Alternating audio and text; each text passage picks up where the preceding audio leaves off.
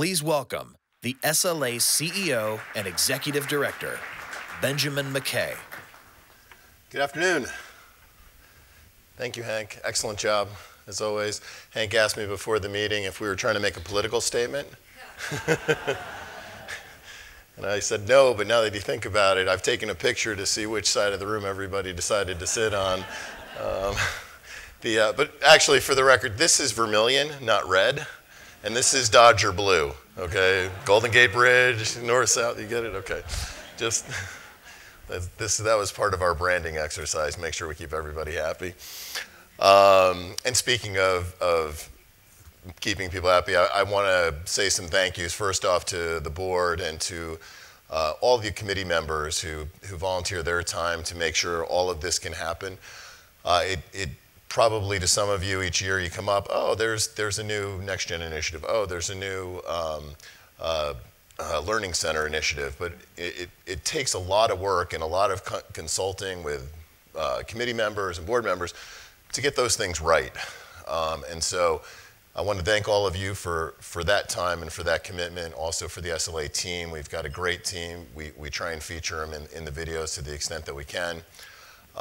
And then also to our friends at the CDI, who really, virtually everything we do, we have to go through them. I know a few of them are here, Carol Frere, Libito Latimer, I got a list here, Susan Stapp, Valerie Safardi, Joel Locker.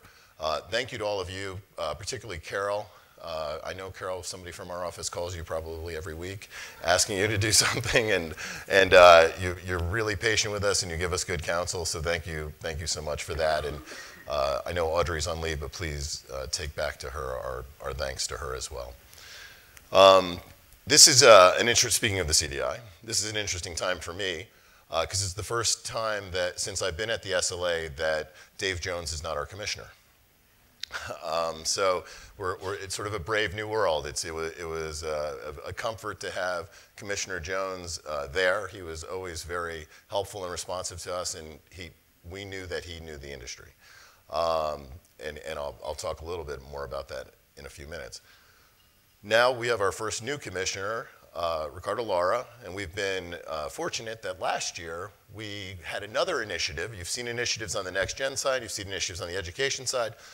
We started an initiative on the legislative side, which was we've got a lot of sides, and we took our legislative committee to Sacramento. We had our first ever Sacramento fly-in, and that does actually tie to the education side, because we're not just educating our members, we have to educate legislators, policymakers, because people can't create a fair, healthy, and competitive marketplace if they don't understand it. And so part of our role as the association is to help them understand it. As you can imagine, when you go to your typical legislator in Sacramento or Washington, D.C. and start talking about surplus lines, right? They sort of glaze over, their jaw drops. We had one staffer in Washington think we were talking about extra lines off of ships when we were talking about surplus lines. Like, why do you need all those extra lines? We're like, okay, start at the beginning. First the earth cooled, then the dinosaurs came, and there was a thing called Lloyd's, and then there was insurance. So yeah, sometimes you gotta really start at the beginning. So we had our first official fly-in. Then Senator Ricardo Lara was kind enough to meet with us. So that was our first introduction. So we definitely got ahead of it. We had the opportunity to meet with him. He was willing to meet with us, always a good sign. Came in prepared, understood what surplus lines are, which was great. And at the time, interestingly, you heard Hank talk about the fires. Well, the fires have been going on for a while now, and back then he had legislation that he introduced and was able to get passed that dealt with cancellations post fire. So he's had an interest in fires for a long time, and so this is likely to be something that we have to continue to talk about from a surplus lines perspective. What's the issue? Well, the issue is how many homeowners policies, particularly the homeowners policy, the personal line side, are moving from the admitted market into the surplus lines market. That's certainly an issue, and in fact, I had a call with a reporter from the Wall Street Journal just yesterday on that exact point. And she asked me this question, which I've been asked before, but I think I've got the right answer now. She asked, well, isn't there a concern that the admitted market would offer a price X, and then the surplus lines market would offer price X plus. And I said, well, that's a false question. They said, the admitted market isn't offering any price. They're not writing it. So it's not their price. They won't write it at that price they used to write it at isn't the price anymore, right? So we're writing it at what the market will bear. And so I just say that because that's going to come up over and over again, and I think we need to certainly be on the same page, because that's one of the knocks on us is, oh, it's going to cost more. Well, the other guys won't write it. So that's what's happening. You know, obviously that's a big deal, the wildfires. We did have a hearing last year, and one of our legislative committee members, Tim Burnett, testified at that hearing. There was a hearing previous to that I testified at, so we are engaged, you know, for you on your behalf to make sure that these markets stay open. And you might think, well, you know, what if you weren't there? What does it matter, right? Why have this legislative action? Why is it important that we have a legislative committees and people volunteer to do these things? Well, the reason is because these markets don't exist, right, absent the law, right? So for instance, let's talk about cannabis, right? There was legislation, well, actually we should talk about toxic waste facilities first. So every year this happens, right? You would think this is a theoretical argument that I'm making or a theoretical discussion. It's not. It's a real discussion. For instance, toxic waste, easy for me to say, toxic waste facilities, there was a regulation that said, and this is last year, that they can only be insured in the admitted market. If that regulation wasn't changed, we'd be out of that space, right? So we contacted the relevant agency, they changed the rule, and I'm sure the owners of the toxic waste facilities are glad we did, because otherwise they'd probably have a pretty hard time getting insurance.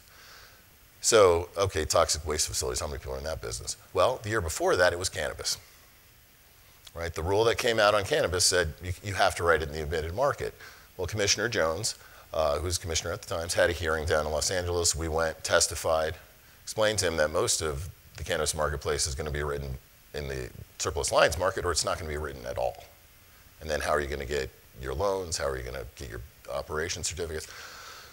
He acknowledged that immediately, and he fixed the rule, which, by the way, that's one of the great things about when he was commissioner. He understood what we were doing. We pointed that in the rule. It got fixed. The year before that, it was if you had an LLC license or you had a contractor license, you were an LLC. You had to get your insurance in the admitted market. Didn't exist in the admitted market. The year before that. So the point is, every year this happens. And piece by piece, right, market segment by market segment, we get booted out. Largely happens when rules, which are laws, are made by agencies other than the Department of Insurance. Why? Because the Department of Motor Vehicle, when they're writing their regulation on autonomous cars, which they did, a consumer group goes in and says, you got to insure those in the admitted market, even if there is no admitted market, right? So that happens, and that's another real example. So one of the things we do, legislative action, why we've revved it up, why we do our trips, is to combat that type of lawmaking. So, state of the market. So, you know, we talk a lot about cannabis, we talk about drones, you saw all that in our video, but the reality is our three biggest market segments are general liability, it's around 1.2 billion. E&O is about 720 million. I'm looking at Cliff to make sure I'm getting these numbers right. And third is earthquake, around 600 million. Right, so combined about 2.5 billion. Those are our biggest segments. But as you saw with cyber, you know, it has potential to become one of the big covers. Why? I've heard a lot of people talk about it as becoming a mandatory cover, which we haven't had really a must purchase, must purchase cover in about 2 or 3 decades. So that's big. And the cost of cyber is in the trillions. So when you have a risk that's costing people trillions of dollars, they're more likely to insure it. So we think that's potentially a big one. Cannabis could be a big one. It didn't quite get off the ground like we thought it would. A lot of numbers we saw were predicting it to be about a $5 billion industry in year one. It turned out, if we're lucky, about half that. They're still predicting that it'll get up to a $25 billion industry. So if you consider, I don't know what the total insured value of that is, but it's still $25 billion. Our total process premium for the entire state of California was $7.6 billion. So that could be material depending on what you're insuring. It hasn't taken off, you might ask. Why? Because lots of things. The regs took forever to come out, right? There were 4 regs, then they got rid of those 4 regs, they made an emergency reg. It took forever for the reg, that was at the state level. Then all the local governments, all the county governments and city governments got to make their regs.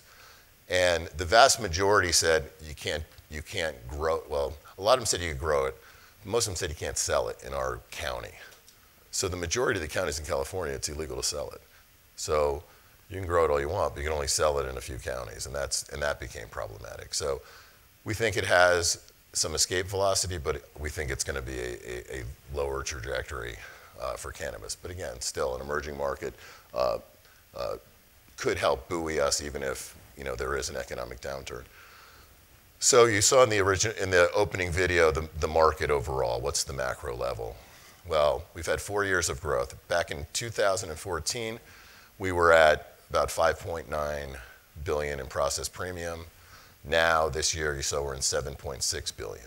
So that's incredible growth. The biggest year being last year. We had sort of good growth, good growth, good growth, amazing growth, 16% last year. So it just absolutely took off, and we think we're sort of on that, we're still on that potential trajectory. Although, if you watch the news, you wouldn't believe that I'm saying that, right? Every economist, it seems, is trying to predict the next recession, which they're essentially saying is, it's going to be tomorrow, every day it's tomorrow, which I was saying reminds me of this buddy of mine who always wants to be the first guy to tell you every rumor, right? So he's like, hey, did you hear Jerry Brown is going to run for president?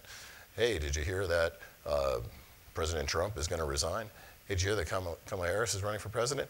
And then that actually happens, and he's like, see, I told you. I was the first guy to tell you, right? That's what I feel like these economists are doing. They all want to be the first guy to tell you, but it's not actually happening yet. Another point about our industry is even when it does happen, at least if 08 is instructive, we won't feel it for about a year, at least in the numbers. So the good news is we get a little more prep time. But what we're seeing in our shop, what we're seeing, the result of all your work is actually the line, the slope is still up. So that's kind of the macro side of where we are. I did want to, I forgot one thing. I was talking about state regulation and how they keep omitting surplus lines. There was federal activity that I should report on that's similar, right? There's been this issue with the National Flood Insurance Program, and Hank talked about flooding. And in that rule, well, we kept trying to get legislation that said, look, there is this federal program, but private insurance is just as good. So you should be able to use this private insurance to insure your mortgage against flood if you live in a floodplain. And the bank regulator's like, we're not comfortable with that. There's no law that says you can or can't use private flood. So the legislation, we did get some legislation passed, but we never got the bill passed that said surplus lines policies count to the bank regulators to make them comfortable.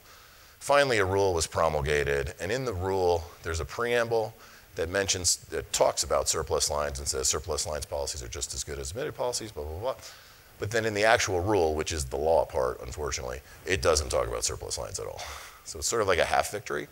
But that's a potential big marketplace as well. And we think that, it's another potential big piece of the pie for us to move into if we can get at least one ruling saying, yeah, that preamble says surplus lines is good enough, it's good enough. So we'll continue to pursue that on the federal level, along with all the other trade groups. But that's an important piece I wanted to make sure that I hit on.